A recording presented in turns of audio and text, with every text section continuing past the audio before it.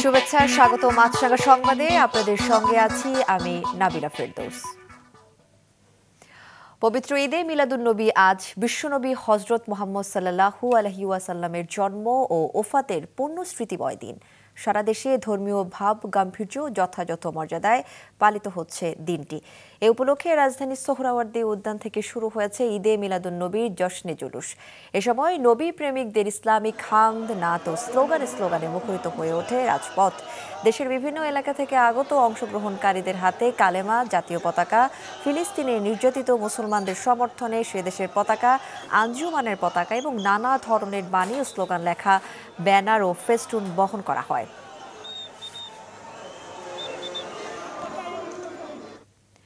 এদিকে লাখো আশিকে রাসূলের অংশগ্রহণে চট্টগ্রামে শুরু হয়েছে ৫৪তম জশ্নে জুলুস। সকাল ১০টায় জামিয়া আহমদিয়া সুন্নিয়া কামিল মাদ্রাসা সংলগ্ন আলমগীর খানকা থেকে জুলুস শুরু হয়। এতে নেতৃত্ব দিচ্ছেন পাকিস্তানের দরবারে শিরিকোটের পীর আল্লামা সৈয়দ মোহাম্মদ সাবির শাহ। বিবিরহাট, মুরাদপুর, ১৬ শহর ২ নম্বর গেট, জিএসি ঘুরে একই পথে আবার বিবিরহাটে আহমদিয়া সুন্নিয়া কামিল মাদ্রাসা প্রাঙ্গণে গিয়ে শেষ হয়। এদিকে সকালে খাগড়াছড়িতেও ধর্মীয় ভাবগাম্ভীর্য পরিবেশের মধ্য দিয়ে পবিত্র ঈদে মিলাদুন্নবী উপলক্ষে আজিমুশান জশ্নে জুলুস বের করা হয়। দর্শক, ডাকসু ও হল সংসদ নির্বাচনের শেষ সময়ের প্রচারে ব্যস্ত প্রার্থীরা সবশেষ অবস্থা জানাতে ঢাকা বিশ্ববিদ্যালয় থেকে সরাসরি যোগ দিচ্ছেন আমাদের সিনিয়র রিপোর্টার মাহমুদ কমল। কমল, শেষ সময়ের প্রচার কেমন দেখছেন?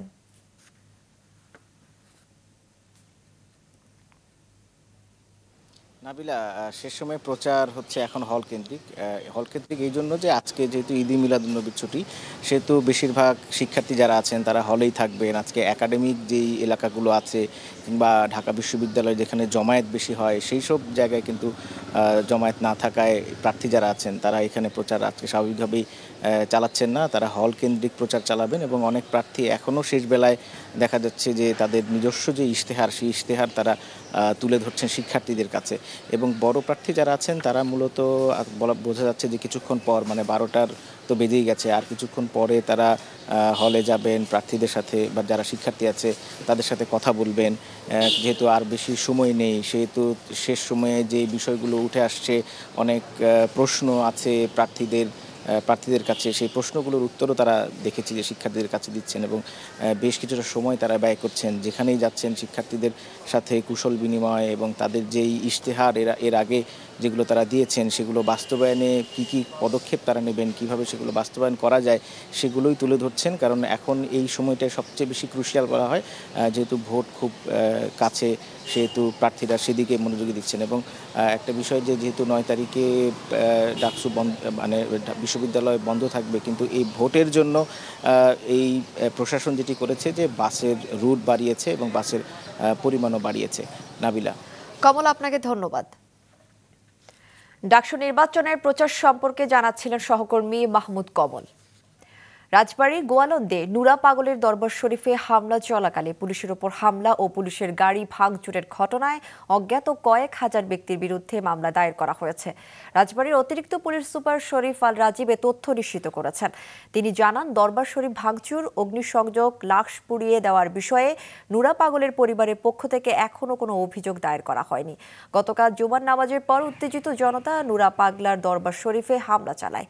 এতে আহত হন দুই পক্ষের শতাধিক মানুষ। এ ঘটনায় প্রাণ হারিয়েছেন একজন। গত ২৩ আগস্ট গোয়ালন্দ পৌরসভার ৫ নম্বর ওয়ার্ডে নুরা পাগলের মৃত্যুর পর তাকে মাটি থেকে প্রায় ১২ ফুট উঁচুতে কাবা শরীফের আদলে তৈরি করা স্থানে কাঠের কফিনে তাকে দাফন করা হয়। এই ঘটনাকে কেন্দ্র করে রাজবাড়ী জুড়ে তীব্র উত্তেজনা বিরাজ করছিল। ধর্মীয় অনুভূতিতে আঘাতের অভিযোগ তুলে আন্দোলনে নামেন তৌহিদি জনতা। লক্ষ্মীপুরে নিয়ন্ত্রণ হারিয়ে একটি যাত্রীবাহী বাস খালে পড়ে ৩ জনের মৃত্যু হয়েছে। সকালে চন্দ্রগঞ্জ কফিল উদ্দিন ডিগ্রি কলেজ সংলগ্ন সড়কের পাশে এই দুর্ঘটনা ঘটে। বাসটিতে 22 জন যাত্রী ছিলেন। এ ঘটনায় পুলিশ সহ স্থানীয়রা 3 জনকে অচেতন অবস্থায় ও 14 জনকে জীবিত উদ্ধার করেছে। পুলিশ ও প্রত্যক্ষদর্শীরা জানান, সকাল 8টার দিকে চন্দ্রগঞ্জ থেকে লক্ষ্মীপুর শহরের দিকে যাওয়ার পথে নিয়ন্ত্রণ হারিয়ে বাসটি খালে পড়ে যায়। দুর্ঘটনায় 1 ঘণ্টা পরও বাস উদ্ধার সম্ভব হয়নি। এদিকে গেল রাতে গাজীপুর 3 সড়ক এলাকায় পুলিশ লাইন্সের সামনে রাস্তা পারাপারের সময় বাস চাপায় ডিবি পুলিশের এক ওসির মৃত্যু হয়েছে। এ ঘটনায় তার স্ত্রী গুরুতর আহত হয়েছেন। অন্যদিকে গতকাল সন্ধ্যায় টাঙ্গাইল আরিচা আঞ্চলিক মহাসড়কের ঘিওরে মোটরসাইকেল দুর্ঘটনায় 2 জন নিহত ও 1 জন আহত হয়েছেন। মুন্সিগঞ্জ সদর উপজেলার মোল্লাকান্দি ইউনিয়নের মুন্সিকান্দি এলাকায় বিএনপির 2 গ্রুপের সংঘর্ষে অন্তত 8 জন গুলিবিদ্ধ হয়েছেন। গতরাত 8টার দিকে আনন্দপুর এলাকার বিএনপি সমর্থক ওয়াহিদ মোল্লা ও একই এলাকার বিএনপি সমর্থক উজির আলীর লোকজনের মধ্যে এই সংঘর্ষ হয়। মুন্সিগঞ্জ জেনারেল হাসপাতালের চিকিৎসক মাসুদ পারভেজ জানান, গুলিবিদ্ধ অবস্থায় 8 জনকে হাসপাতালে চিকিৎসা দেওয়া হয়েছে। তাদের সবার বাড়ি মোল্লাকান্দি ইউনিয়নের মুন্সিকান্দি এলাকায়। এর মধ্যে গুরুতর আহত 2 জনকে ঢাকা মেডিকেল কলেজ হাসপাতালে পাঠানো হয়েছে। পাবনায় এবার রেকর্ড পরিমাণ পাটের আবাদ, ভালো ফলন এবং গেলবারের চেয়ে বাজার দর বেশি থাকলেও কৃষকের মধ্যে রয়েছে মিশ্র প্রতিক্রিয়া। তবে কৃষি বিভাগের মতে আবারও সুদিন ফিরতে শুরু করেছে সোনালী আঁশ খ্যাত পাট ফসলের। রাতুল ইসলাম সুমনের ক্যামেরায় উৎপল মির্জার রিপোর্ট। পাবনায় পাটের অন্যতম বড় বাজার পুষ্পপাড়া হাট। সকাল থেকেই পাট কেনা বেচা নিয়ে ব্যস্ত সময় কাটাচ্ছেন ক্রেতা ও বিক্রেতারা। এবার এ হাটে পাট বিক্রি হচ্ছে 3200 থেকে 3400 টাকা মন দরে, যা কিনা গত বছরের চেয়ে 4 থেকে 600 টাকা বেশি। অথচ এ দরে খুশি না অনেক কৃষক। তাদের অভিযোগ, শ্রমিক সহ কৃষি উপকরণের দাম বেশি হয়, বেড়েছে উৎপাদন খরচ। আমাদের বিঘে প্রতি খরচ পড়ছে 3600 টাকা। এখন আমাদের মজুরি খরচ বাদ দিয়ে যদি আমরা বিক্রি করতে যাই 3800 টাকা তুলনামূলক বাজার হওয়া দরকার। এবার একটু দাম দেশে আমার কিছু খরচ বাঁচে, আর যদি কমে যায় তাহলে আমার আবার বিফল। অনেক স্থানে ছিল পাট জাগ দেওয়ার পানি সংকট। ফলে পাট নিয়ে এক গ্রাম থেকে অন্য গ্রামে যাওয়ায় বাড়তি খরচ হয়েছে কৃষকের। ফলে তারাও লোকসানের আশঙ্কা করছেন। সার বিষ পানি দেওয়া, কাটা পানি পাওয়া যায় না, মাটিল কিনা লাগে, লিভার দিয়ে গাড়ি করে আনা লাগে, মোষে গাড়ি পাওয়া যায় না। ছেঁচা দিই, কাটা দিই, ছোলা দিই, আর বেশি ছেলে 3500 বেশি আমার বিঘি 5000 লস গেছে।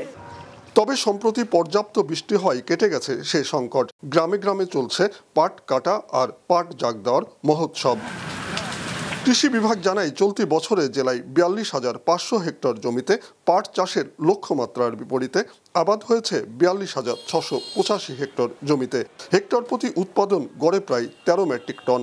আন্তর্জাতিক বাজারে চাহিদা বাড়ায় ভালো দাম পাচ্ছেন কৃষক। অধিকাংশ কৃষকই দামের বিষয়ে খুশি। আমরা আশাবাদী পাটের সেই সোনালী অতীত আবার ফিরে আসছে। পাট আবাদে কৃষক আগ্রহী হচ্ছে, ভবিষ্যতে পাটের আবাদ আরও বাড়বে। কৃষি বিভাগের মতে পর্যাপ্ত উৎপাদন ও ভালো দাম পাওয়ায় আবারও এই জেলায় ফিরছে সোনালী আঁশ খ্যাত পাটের সোনালী অতীত। উৎপল মির্জা, মাছরাঙা সংবাদ, পাবনা। এবার আন্তর্জাতিক। ভারত রাশিয়ার সঙ্গে চীনের বন্ধুত্ব নিয়ে ক্ষোভ জানিয়েছেন যুক্তরাষ্ট্রের প্রেসিডেন্ট ডোনাল্ড ট্রাম্প। শুক্রবার নিজের সামাজিক যোগাযোগ মাধ্যমে এক পোস্টে ট্রাম্প লিখেছেন, মনে হচ্ছে আমরা ভারত রাশিয়াকে গভীর অন্ধকারময় চীনের কাছে হারিয়ে ফেলেছি। তারা একসঙ্গে সমৃদ্ধ ভবিষ্যৎ গড়ে তুলুক সেই কামনা করি। পুতিন ও মোদি সম্প্রতি চীনের তিয়ানজিন শহরে অনুষ্ঠিত সাংহাই কোঅপারেশন অর্গানাইজেশন SCOর সম্মেলনে যোগ দেন। ট্রাম্প তার পোস্টে SCOর সম্মেলনে একসঙ্গে থাকা পুতিন ও মোদির একটি ছবিও যুক্ত করেন। দর্শক, এই ছিল এখনকার মতো। ফেসবুকে আপডেট পেতে ভিজিট করুন মাছরাঙা টেলিভিশনের পেজে, ইউটিউব চ্যানেলেও দেখতে পারেন আমাদের সংবাদ, প্রতিবেদন ও অনুষ্ঠান। আমাদের পরবর্তী সংবাদ দুপুর 2টায় দেখার আমন্ত্রণ রইল।